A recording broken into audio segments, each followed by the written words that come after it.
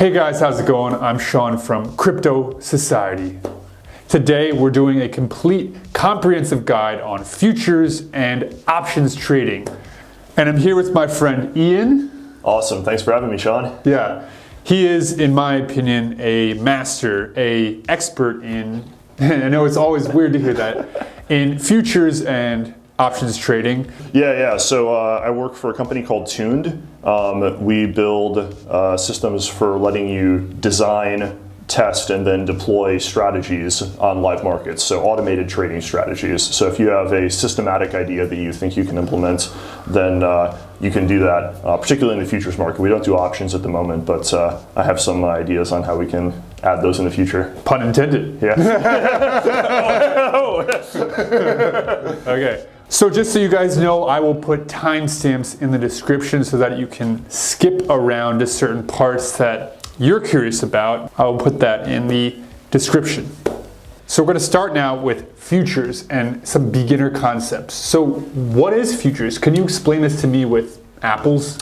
Yeah, sure. So say you're an apple farmer and you produce apples. Okay. You know that you're going to produce, so many bushels of apples in the coming growing season. But you have this problem. You need to get your cash right now. You need some cash. And you also don't know what the future price of those apples is going to be. So you want to lock in your current price now. So this is actually how futures markets were developed historically, hundreds of years ago. So the apple producer can sell a futures contract saying, next year I'm going to deliver you this amount of apples. And the person on the other side, say it's a grocery chain, they can buy those apples futures and they can lock in that price. And so at the point that the future settles, then the actual exchange of goods and cash would take place. Okay, so that's different from me just bringing a box of apples to the market and being like, hey, exactly. Here's 10 apples, give me 10 pieces of gold. Mm-hmm. Right, and that would be the spot market. Exactly, right? Yeah. So there's the futures market and there's the spot market, right? Exactly. I guess that's important to say. That spot and futures. Yeah. In terms of Bitcoin, it's like if I get my Christmas bonus and I got $10,000 and I really want to buy some Bitcoin and I want to buy it immediately, that would be on the spot market. Exactly. Right? So it's very simple to understand. You have this, the market has this. It's a simple trade, A for B. What would be the risk for making one of these Apple contracts? That's in the future, the price of apples that you could get on the open market is better. So say this particular farmer is in a part of the country that's had a really fantastic growing season, and someone a few states away ended up having a severe drought or some blight or whatever ruined a portion of their crop. Then the risk to them being short the futures contract, they sold this obligation to deliver these apples at this price.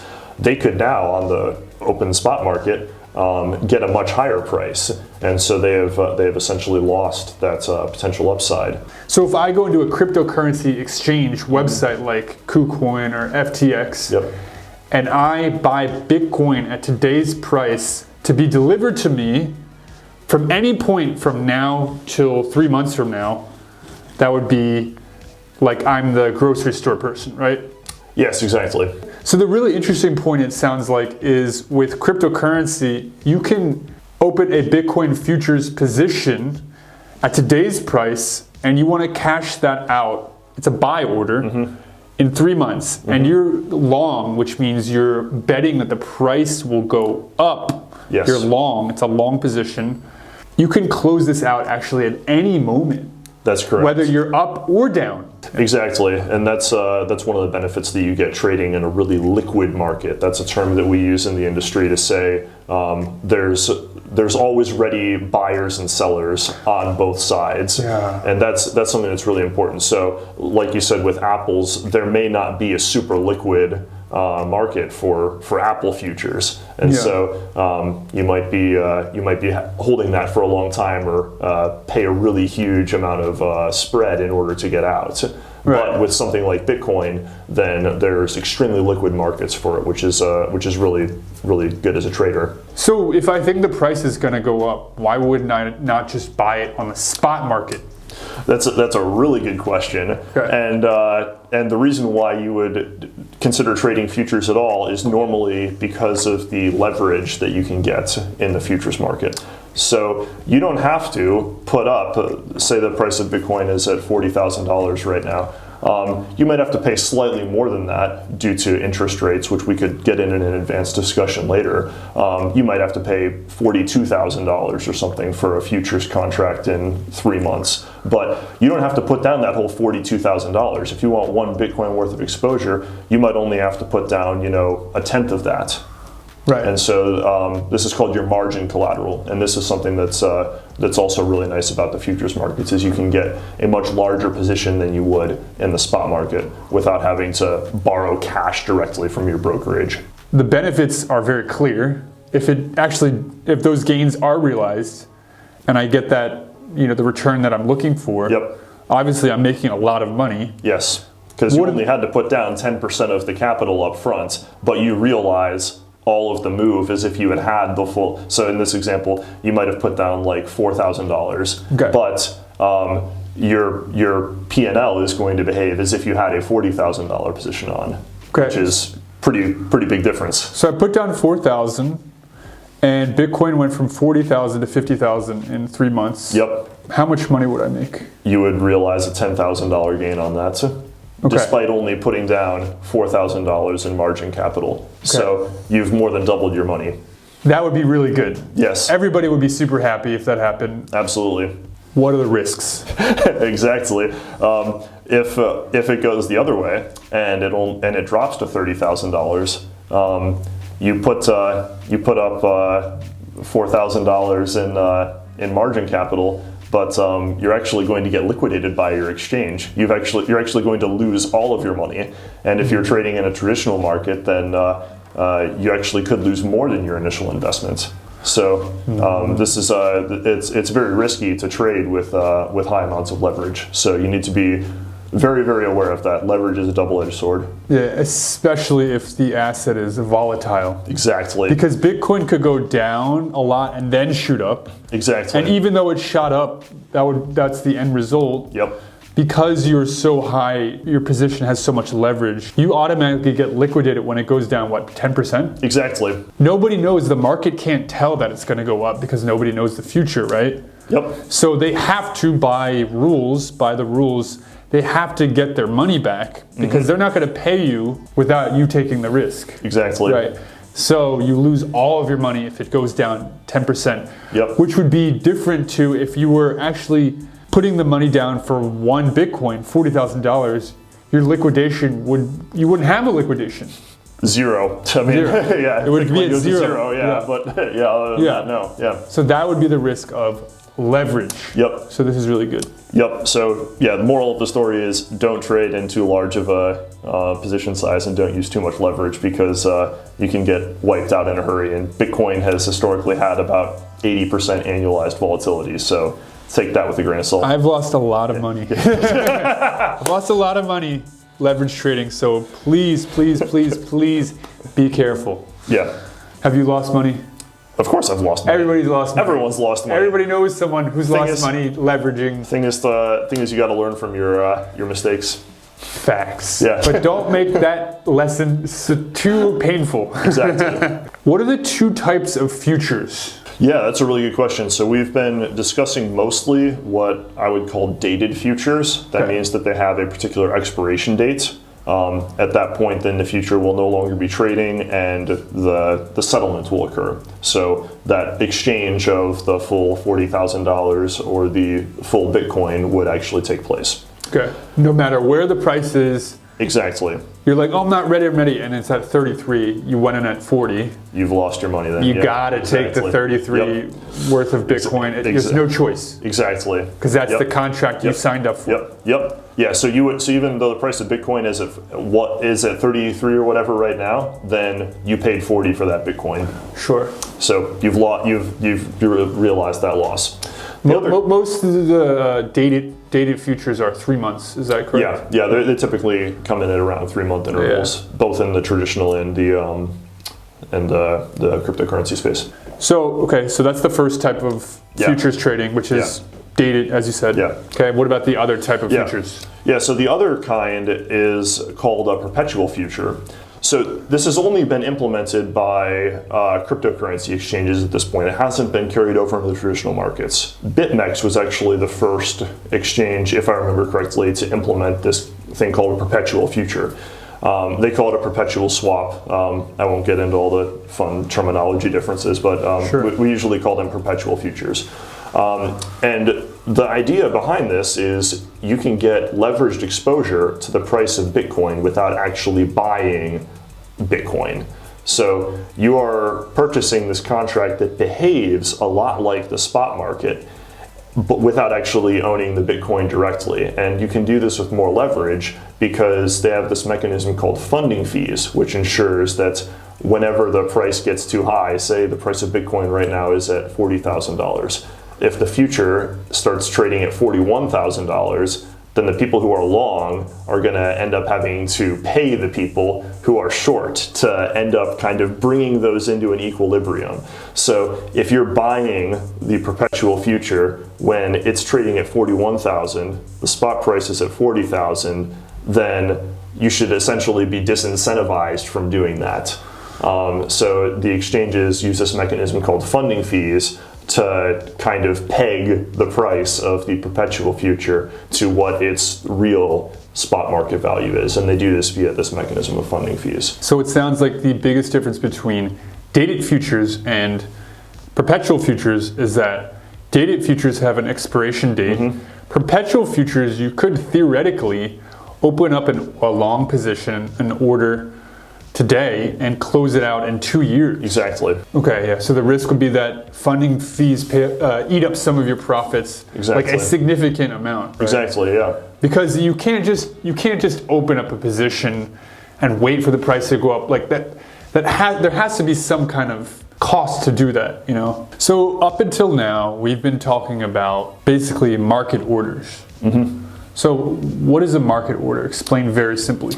Yeah, so a market order is when you submit an instruction to an exchange and you say, I want to buy some amount of this right now at whatever the market price is. Yeah. And they're going to fill your order immediately.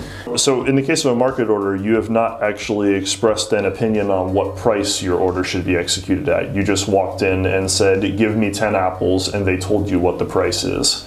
In the case of so you're buying at the prevailing market price. In the case of a limit order though, you are saying, I want to buy, for example, 10 apples, but I only want to pay up to 90 cents per apple. And so, and if there's nobody, and if no one wants to sell you apples for 90 cents, they want $1, then tough. You're going to be waiting until someone else comes along and says, hey, okay, I'll sell you for 90 cents. Most times when you open a limit order, you are going to be waiting. Exactly. Because you're like, you know what? I hear this time of year, it rains really well. There's a lot of rain. Apples love rain. Yep. And then it's followed by good weather. So I think there's going to be a ton of apples. There's going to be apple inflation. And I think the apple price will plummet. So that's why I'm going to open a limit order to buy 10 apples at 90 cents per apple. Yep. That's why you would do it, right? Exactly. Yeah. And even if now everybody's like, nah, I don't believe you. Yeah. But you have done your research and you're like, oh, this news makes me skeptical about the price. That's why you would do it, right? There are a lot of reasons, actually. Okay. Another one would be, say there's this really popular principle called dollar cost averaging. Okay. You want to say, you know what, I want to buy consistent amounts of Bitcoin, and I really believe in this thing for the long term. So I'm going to just go and place a bunch of limit orders at, like, say it's at $40,000 right now. You say, I want to buy some Bitcoin when it hits 35K. I want to buy some more when it hits 30K. And you can actually just put those in and put them as resting limit orders into the exchange. And you can benefit from that way. Another reason that you might want to use a limit order is exchange fees. This is true in traditional markets as well, but it's more pronounced in the crypto markets. Trading fees can be quite high, and so if you're doing a whole lot of short-term, like say you think you're a day trader and you want to express a lot of opinions on short-term price moves, your profit and loss of doing 100 trades in the course of a couple of days you could have been right enough that you should have made money, but once you factor in all the fees, then you've actually lost money. And pretty much every crypto exchange that I'm aware of incentivizes you to put a limit order in the book, because that means that it's there for someone else to come along, and it provides liquidity to other market participants. Whereas a market order is by definition taking liquidity out of the order book. So there needs to be, so it's this interesting balance that the exchanges are trying to create, incentivizing people to provide liquidity to others, and the way that they do that is by charging you lower fees on those transactions, or in some cases giving you a rebate. Pros and cons of a market order. Yeah, so the pros are that you get filled right away. So if you have we would say like a very high conviction trade that you want to put on, you really believe that that Bitcoin is going to go to the moon and you want to get in right now, then a market order will get you in right now. Or if you think something's going to go down. Or down, exactly, absolutely, exactly. If you have an opinion on a particular market, and you want to express that, then a market order is very attractive. However, you're going to pay a little bit for that in terms of both crossing what's called the bid-ask spread. So there's always a price called the bid or the ask that someone is willing to buy or sell at. The risk for a market order would be that if I put in the order now, the amount that I receive could be slightly different because it's very volatile. And you're basically just saying, give me this good or coin or stock at the current price. So current price could mean many things. Exactly. I'm looking at it now, it says $10, but I push the button and it's just plummeting or going way up. I could receive something in between when I click the button and it sends it to me. Is that correct? Absolutely. It's also important if you're trading a larger size.